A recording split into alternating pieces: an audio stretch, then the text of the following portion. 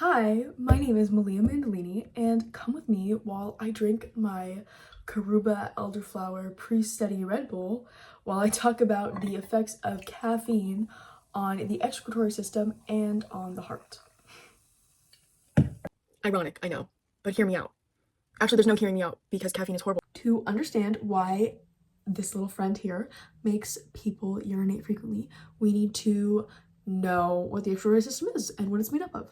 So, starter, we have our kidneys, two guys, and they're connected by ureters, and those ureters go to the urinary bladder. They take urine from the kidneys down to the bladder, and the bladder leaves our body through the urethra, and that's where urine comes from. I've had this big bang for a while, but today he's a kidney. So this is our kidney.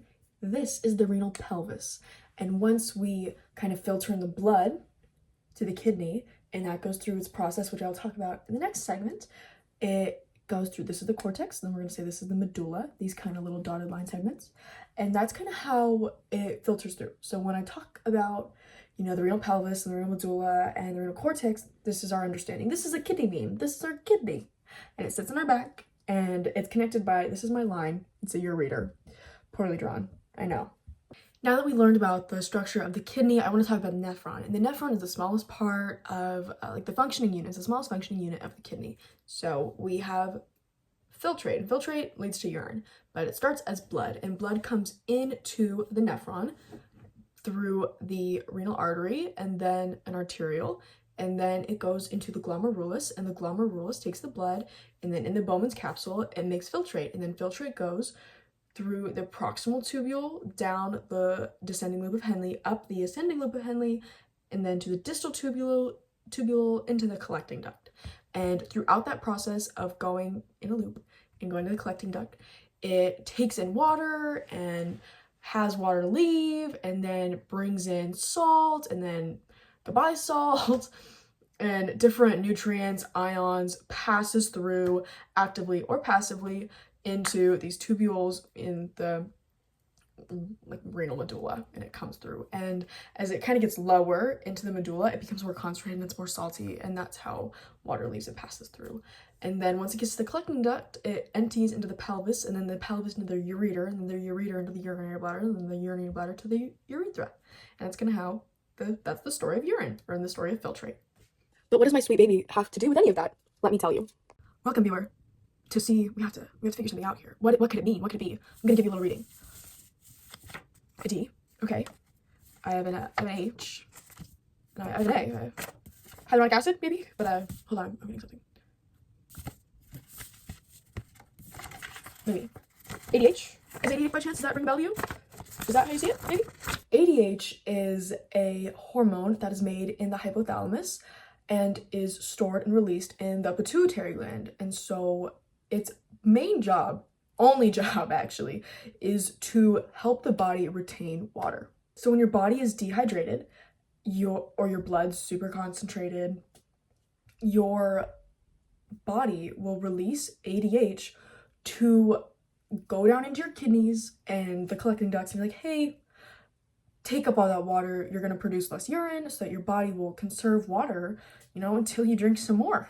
Your body reduces the production of urine. It's to help maintain your blood pressure and your fluid levels. And so it's homeostasis. Caffeine and alcohol are diuretics, and they inhibit or reduce the release of ADH. And when you reduce the release of ADH, your body is, making more urine, and it's pumping it out, and it increases the rate, and it's bringing more blood flow to your kidneys. Your heart's pumping. When you're drinking this stuff, your heart's going, and it's bringing more blood to your kidneys, and you're pumping out urine, and that's why you have to go to the bathroom, and that's when you get dehydrated.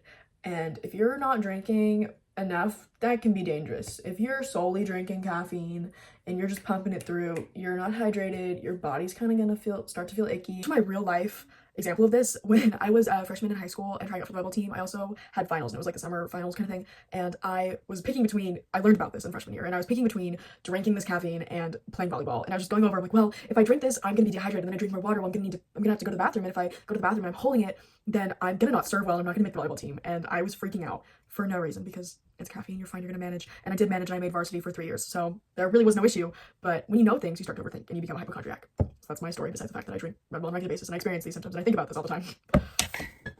Caffeine not only affects your kidneys, but it also affects your heart. And I think that's what most people are worried about, is because when, say, Panera made those amazing caffeinated lemonades, which 400 milligrams of caffeine in a large, no ice. Prime time. I loved her. Strawberry lemonade. I bought a membership. I got them twice a day. My mother should have been more worried about me.